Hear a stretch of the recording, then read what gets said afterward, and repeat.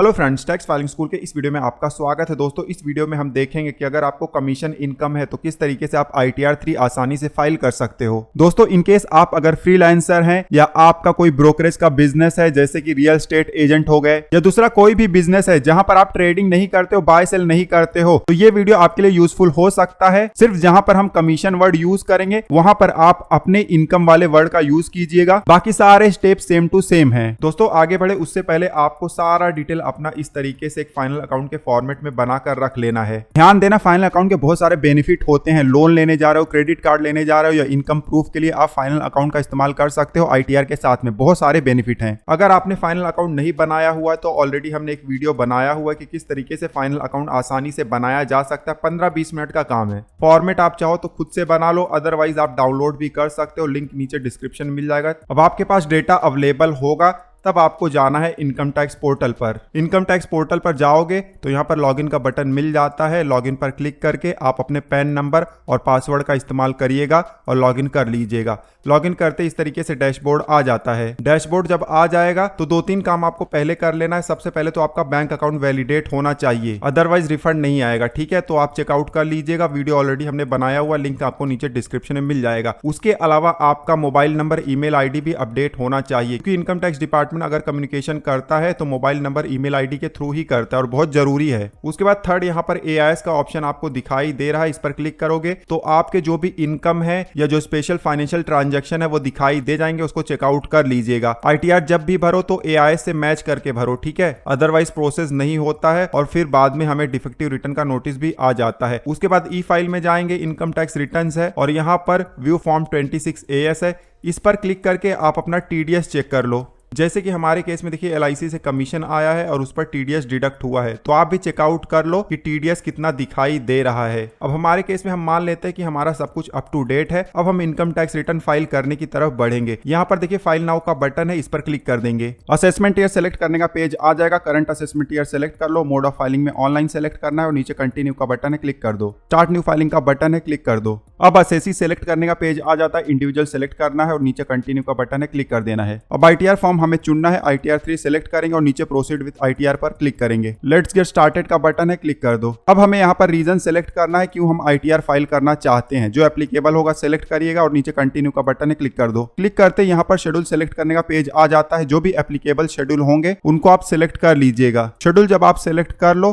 तो उसके बाद नीचे कंटिन्यू का बटन आता है, इस पर क्लिक कर देना है। अब इस तरीके से डिस्क्लेमर आ गया है। कंटिन्यू पर क्लिक करेंगे, फिर स्कीप द क्वेश्चंस पर क्लिक कर देंगे। पॉपअप आ गया है कि बहुत सारा डेटा प्रीफिल्ड आएगा। प्रीफिल्ड आएगा तो भी हमें क्रॉस वेरीफाई कर लेना है कि सही है या नहीं, ठीक है। फिलहाल ओके पर क्लिक करेंगे। इस तरीके से शेड्यूल समरी आ गया है। सबसे पहले पार्ट ए जनरल वाला आपको रो क्लिक करना है। इस तरीके से पेज आ जाएगा। पर्सनल इंफॉर्मेशन में आपका पर्सनल डिटेल आता है। कॉन्टेक्ट में आपका address, mobile number, email ID आता है। तो ये सब आप चेकआउट कर लीजिएगा। हमारे केस में बिल्कुल सही है। अब नीचे आएंगे फाइलिंग सेक्शन में, इस पर हम क्लिक करेंगे। यहाँ पर हमें सेलेक्ट करना है कि ड्यू डेट क्या है रिटर्न फाइल करने का, तो 31 जुलाई है। उसके बाद कौन से सेक्शन के तहत आप रिटर्न फाइल कर रहे हो, तो 139(1), क्योंकि ड्यू डेट से पहले कर रहे हैं। ड्यू डेट के बाद करोगे तो 139(4) आएगा, ठीक है। उसके बाद और नीचे आएंगे, यहाँ पर हमें बताना है कि न्यू टैक्स सिस्टम चुनना है या पुराना। यहाँ पर ऑटोमेटिकली नो सेलेक्टेड है, मतलब न्यू टैक्स रिग में सिलेक्टेड है। आप चाहो तो ओल्ड भी सिलेक्ट कर सकते हो। ओल्ड सिलेक्ट करोगे तो आपको देखिए यहाँ पर फॉर्म नंबर 10IEA भी भरना पड़ेगा और जब भरोगे तो उसका डेट और एक्नॉलेजमेंट नंबर आपको इंटर करना पड़ेगा, ठीक है।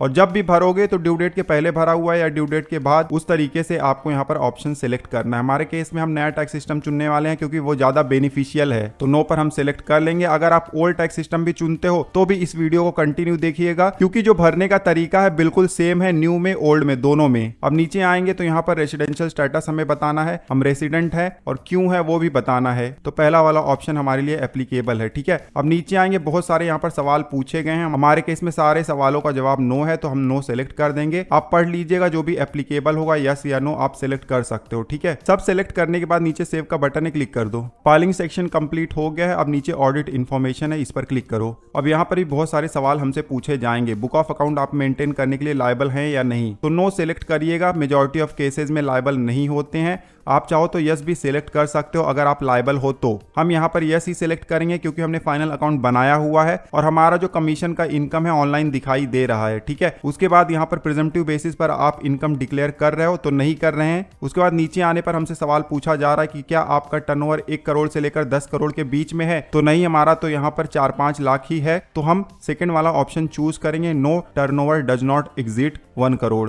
उसके बाद क्या ऑडिट के लिए लायबल है, तो नो हम सिलेक्ट कर लेंगे। बाकी यहाँ पर कुछ ऑप्शन आए हैं, सबको हम नो कर देंगे, ठीक है। उसके बाद नीचे सेव का बटन है, क्लिक कर देंगे। अब नीचे बैंक डिटेल है, इस पर क्लिक करेंगे। बैंक अकाउंट हमारा वैलिडेटेड है, सारा कुछ हमने भर दिया हुआ। अब नीचे आएंगे, कंफर्म का बटन है, इस पर क्लिक कर देंगे। पार्ट ए जनरल हमारा कंप्लीट हो गया है। नीचे आएंगे, नेचर ऑफ बिजनेस है, इस पर हम क्लिक करेंगे। हमारे केस में ऑटोमेटिकली पिछले साल का यहाँ पर कैरी फॉरवर्ड हो गया है, देख लीजिएगा। सही होगा तो कुछ नहीं करना है, अगर रॉन्ग होगा तो सिलेक्ट करके आप एडिट कर सकते हो या डिलीट भी कर सकते हो। अगर आपका ब्लैंक आया हुआ है तो नीचे ऐड का बटन होगा, ऐड पर क्लिक करके जो कोड आपके लिए रिलेवेंट होगा आप सिलेक्ट कर लीजिएगा और यहाँ पर ऐड कर दीजिएगा। एक बार इस तरीके से रो ऐड हो जाए तो नीचे कंफर्म का बटन है, उस पर क्लिक कर देना है। फिर से शेड्यूल समरी का पेज आ गया है। नेचर ऑफ बिजनेस भी हमारा कंप्लीट हो गया है। अब नीचे आएंगे, पार्ट ए बीएस मतलब बैलेंस शीट, इस वाले रो पर हम क्लिक कर देंगे। इस तरीके से पेज आ जाएगा। यहाँ पर बैलेंस शीट का डिटेल हमें भरना है। ऑलरेडी हमने डिटेल बनाकर रखा हुआ है इस तरीके से, तो जो डेटा हमारे पास अवेलेबल है जल्दी से हम भर देंगे। सबसे पहले यहाँ पर सोर्सेज ऑफ फंड दिखाई दे रहा है, ऐड डिटेल पर क्लिक करेंगे। यहाँ पर पहला ही ऑप्शन है प्रोप्राइटर्स फंड, तो अपने फाइनल अकाउंट से डिटेल देखकर हम यहाँ पर अमाउंट इंटर कर देंगे। उसके बाद नीचे आएंगे तो यहाँ पर दूसरे भी बहुत सारे ऑप्शन आपको दिखाई दे जाते हैं। अगर लोन वगैरह आपने लिया हुआ है बिजनेस के लिए तो यहाँ पर आप दिखा सकते हो। सारे ऑप्शन चेकआउट कर लीजिएगा, जो एप्लीकेबल होगा इंटर करिएगा, अदरवाइज छोड़ दीजिए।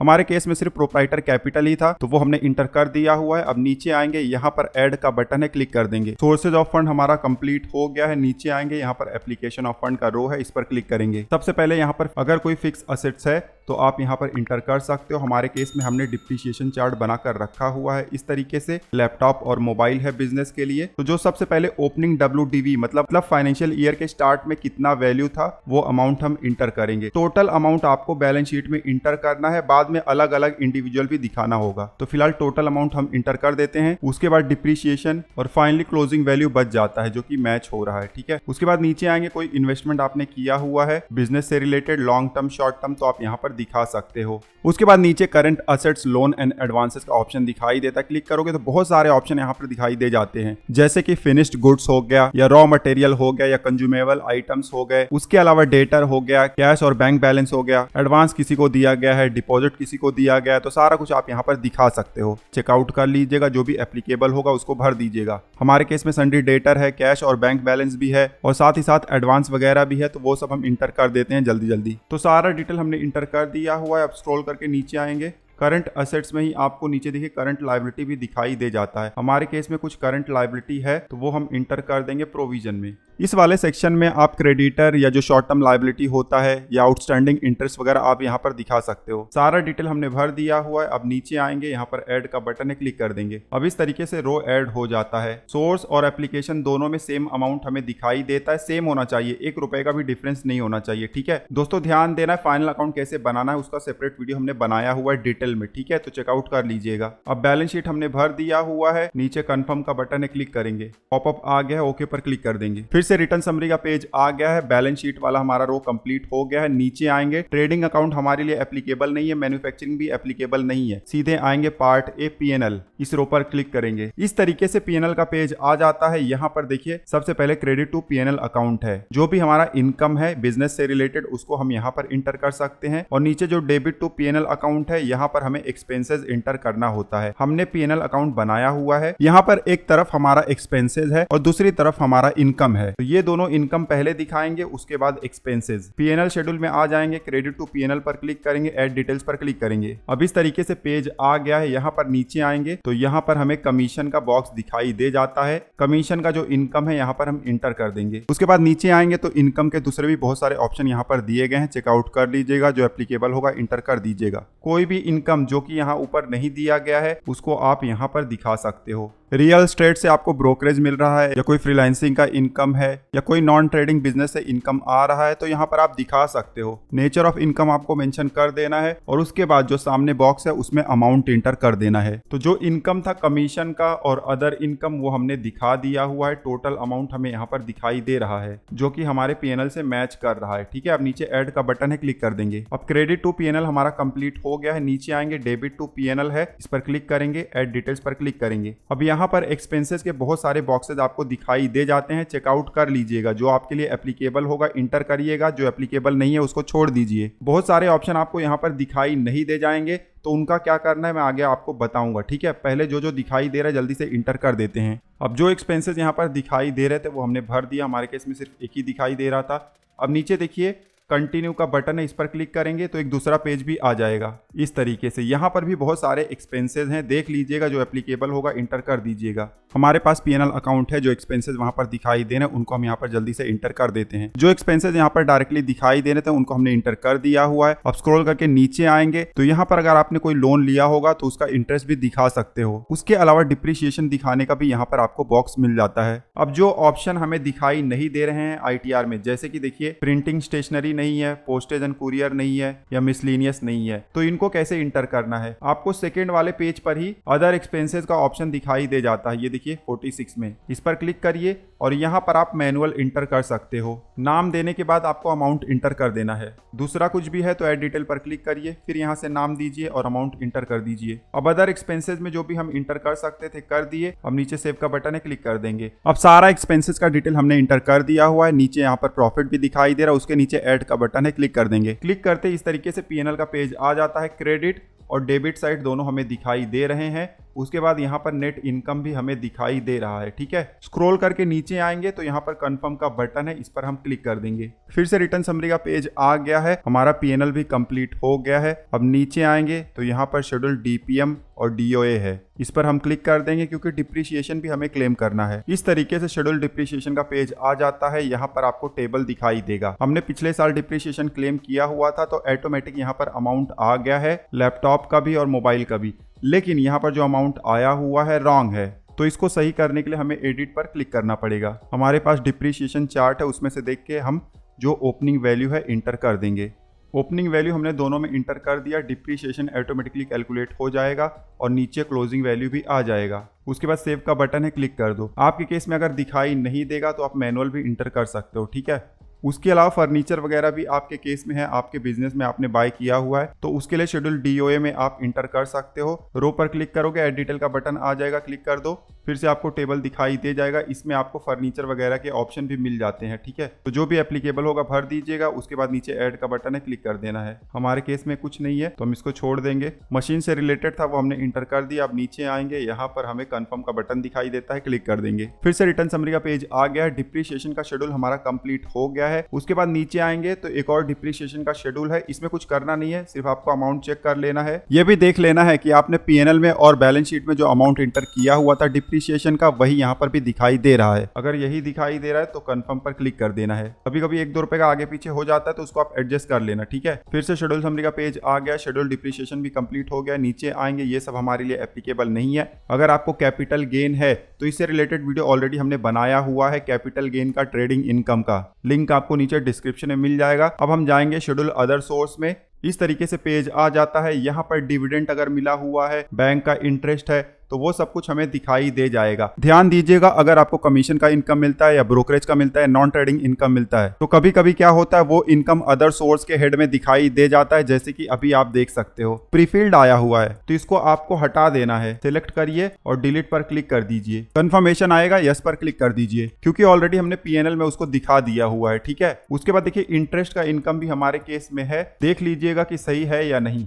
अगर सही है तब कुछ नहीं करना है, गलत होगा तो सिलेक्ट करिए और एडिट कर सकते हो। जो सही अमाउंट होगा इंटर कर देना है। हमारे केस में बिल्कुल सही है। ठीक है, उसके बाद डिविडेंड है या दूसरा कोई भी इंटरेस्ट है तो ऐड अनदर पर क्लिक करो और यहाँ पर आपको ड्रॉप डाउन आ जाता है। देख लो, जो भी आपके लिए एप्लीकेबल होगा सिलेक्ट कर लेना है। ठीक है, और उसके बाद अमाउंट इंटर कर देना और फिर ऐड कर देना है। डिविडेंड अगर आप इंटर करते हो तो क्वार्टरली ब्रेकअप भी आपको देना पड़ेगा। जैसे कि हमने 1500 रुपया डिविडेंड का डाल दिया तो इसका क्वार्टरली ब्रेकअप भी देना पड़ेगा। फिलहाल ऐड पर क्लिक कर दो। हमारे केस में डिविडेंड है नहीं, लेकिन अगर किसी के केस में होगा तो मैं आपको दिखा देता हूँ, ठीक है। तो डिविडेंड इंटरेस्ट दोनों हमने यहाँ पर इंटर कर दिया हुआ है। अब नीचे आएंगे स्क्रॉल करके, तो यहाँ पर स्पेशल रेट का अगर कोई इनकम है, जैसे कि ड्रीम 11 या किसी लॉटरी इनकम से आपको पैसा आया हुआ है, तो उसको आप दिखा सकते हो ऐड डिटेल पर क्लिक करके। उसके बाद और नीचे आएंगे तो यहाँ पर आखिरी में देखिए information about accrual receipt of income from other sources है। जो डिविडेंड का इनकम हमें मिला हुआ था, यहाँ पर पीरियड वाइज आपको दिखाना है, या जो लॉटरी का इनकम होगा, ड्रीम 11 का इनकम होगा, उसको भी आपको दिखाना पड़ता है पीरियड वाइज, ठीक है। डिविडेंड के लिए देखिए यहाँ पर 1500 रुपया दिखाई दे रहा है इस पीरियड में, लेकिन ऊपर देखिए पीरियड दिया गया है। जिस पीरियड में आपको जितना डिविडेंड आया है यहाँ पर आप मेंशन कर दो। जो भी अमाउंट आप यहाँ पर मेंशन करोगे, उन सब का टोटल मिलाकर ऊपर जो डिविडेंड का अमाउंट हमने इंटर किया हुआ था उससे मैच होना चाहिए। जैसे कि हमारे केस में 1500 रुपया हमने ऊपर इंटर किया हुआ था, और क्वार्टरली मान लेते कि हमें 500 रुपया मिला हुआ था 3 पीरियड में, तो इस तरीके से हम इंटर कर देंगे और मैच हो जाता है। आपका जो भी स्टेटमेंट होगा ब्रोकर का या बैंक स्टेटमेंट, वहां से देख कर इंटर करिएगा, ठीक है। अब डिटेल इंटर कर दो, तो नीचे आके यहाँ पर कंफर्म का बटन है, इस पर क्लिक कर दो। फिर से शेड्यूल समरी का पेज आ गया है। अदर सोर्स भी देखिए हमारा कंप्लीट हो गया है। अब कोई लॉस वगैरह अगर होता है तो CY LA BF LA CFL में आपको दिखाई दे जाता है। हमारे केस में नहीं है तो इसको हम छोड़ देते हैं। नीचे आएंगे, शेड्यूल 6A है। अगर डिडक्शन आपके केस में अवेलेबल है, आपने ओल्ड टैक्स सिस्टम चुना हुआ है, तो ये वाला शेड्यूल आप जरूर भरिएगा। इस पर क्लिक करोगे तो डिटेल इंटर करने का ऑप्शन आ जाएगा। हमने नया टैक्स सिस्टम इस ITR में चुना हुआ था, तो यहाँ पर ऑप्शन नहीं आ रहे हैं। ध्यान दीजिएगा, नए टैक्स सिस्टम में डिडक्शन के ऑप्शन आपको लगभग ना के बराबर मिलते हैं,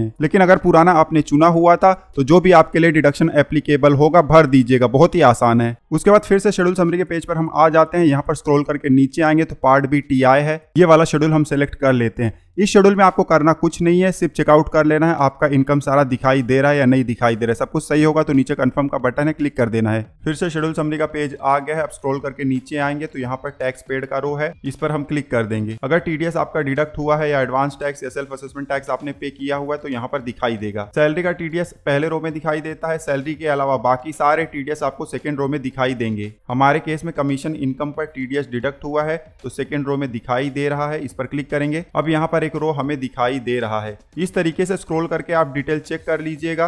अगर रॉन्ग होगा तो इस रो को आप सिलेक्ट कर लीजिएगा और एडिट का बटन है, इस पर क्लिक कर देना है। यहाँ पर TDS का अमाउंट दिखाई देता है, कितना क्लेम करने वाले हैं वो भी दिखाई देता है। नीचे आएंगे तो कितने अमाउंट पर TDS डिडक्ट हुआ है और कौन सा हेड ऑफ इनकम है। हमारे केस में बिजनेस इनकम है तो ये हम सेलेक्ट कर लेंगे। मेजॉरिटी ऑफ केसेस में हेड ऑफ इनकम जो है रॉन्ग ही आता है, तो आप जरूर इसको सही कर लीजिएगा, ठीक है। उसके बाद सही कर लो तो सेव का बटन है, क्लिक कर दो। अब देखिए हमारा डिटेल बिल्कुल सही हो गया है। अब नीचे आएंगे, कोई advance tax self assessment tax paid है तो यहाँ पर अमाउंट दिखाई देगा। हमारे केस में नहीं दिखाई दे रहा है क्योंकि है ही नहीं। टोटल टैक्स पेड यहाँ पर दिखाई दे रहा है। अब नीचे कंफर्म का बटन है, क्लिक कर देंगे। फिर से शेड्यूल समरी का पेज आ गया है। सारा शेड्यूल हमने भर दिया हुआ है। आखिरी में पार्ट बी TTI बचा हुआ है, इस पर क्लिक करेंगे।